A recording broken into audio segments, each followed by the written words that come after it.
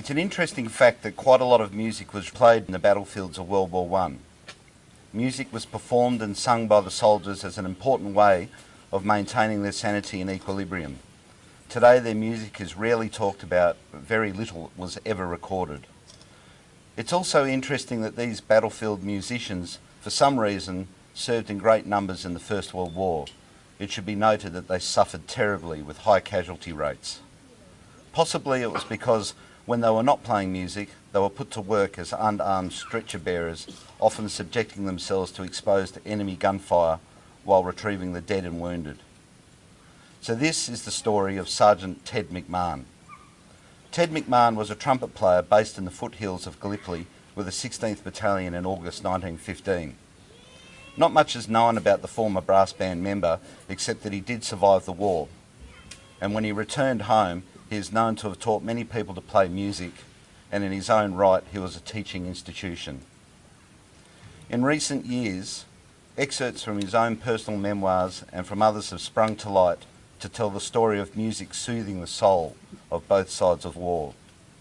The sounds of his trumpet would have bounced through the trenches and canyons of Gallipoli. When he played, both the ANZACs and Turks were transfixed, and often the battlefield fell silent for only a few minutes. It would have been so unusual at the time. In his memoirs he wrote, "Upon arriving at Gallipoli, we found conditions rather tough and lacking any amenities for the troops, so naturally it was to take it upon ourselves to find our own way in providing a little relaxation between our spells in the duty in the lines.